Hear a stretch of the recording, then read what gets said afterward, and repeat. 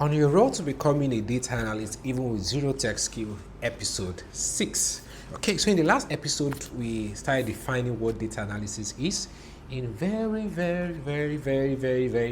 simple term. I'm emphasizing on the very wide because if you've watched that video, you know that I brought it home and I told you that you have actually be analyzing data.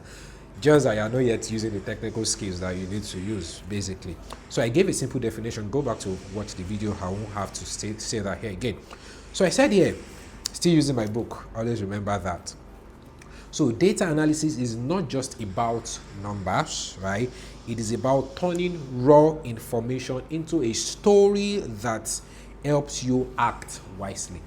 So it's not just you having numbers, right? It's not just you playing with numbers. It's a fact that can you turn those numbers, right? Can you turn them to a story that can help you act wisely? So if you cannot turn numbers to story, then you cannot analyze data. Simple. Of course, how will you do that? You need skills, and so that is not a big deal, basically. But what I'm trying to tell you is that you must be able to turn those raw facts into what? A story that will make you make decisions. The same way, if you have your vegetables and you don't know how to cook your vegetable, then what do you have your vegetable for? So basically, that is what it is. Now, what is the purpose of data analysis and why do we do it?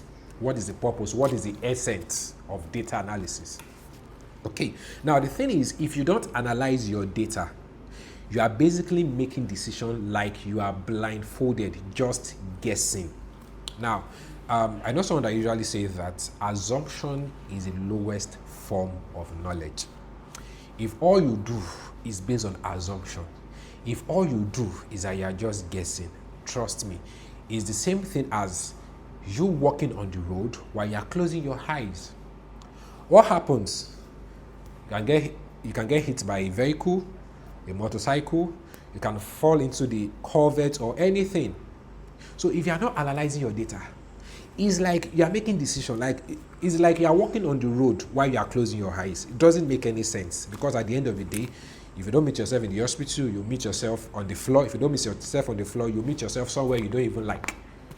So that is it. If you are not analyzing data, you are just guessing.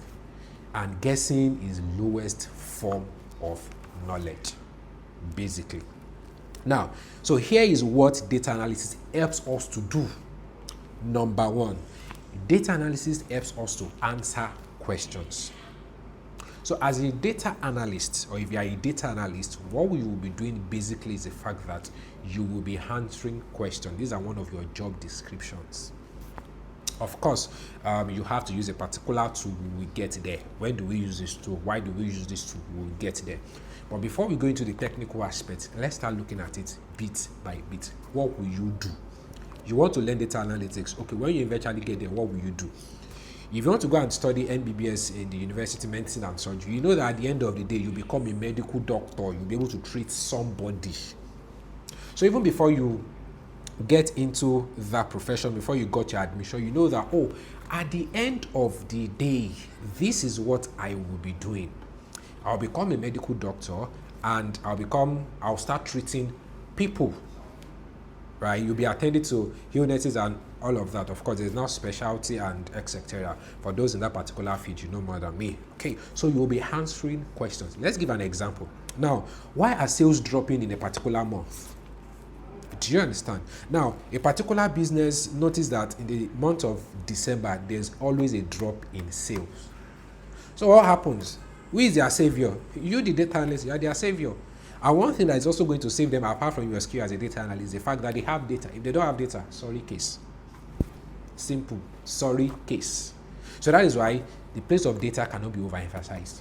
So if they keep data, no problem. You as a data analyst, what will you do?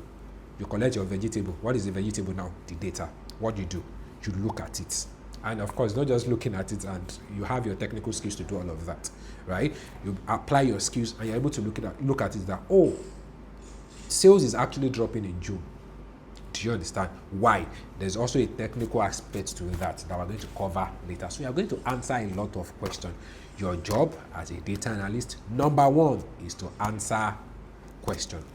Question like, oh, what month of the year do we have the highest sales, what will you do? Go back to the data that the organization has kept, right, from the previous record. You bring it out up until now and you look at it. Oh, we see that in the month of February, what happens? We have the highest sales. Oh, why? Maybe because of Valentine, right? They are into some things that sell more during love feast. Can you see? So as a data analyst, one of your job is what you answer questions. So one of the reasons why we do data analysis, right, is so that we can answer questions. We can get answers to questions. I'll see you in the next episode. Ensure you do not miss the series. It's going to be very, very, very enlightening. I'll see you.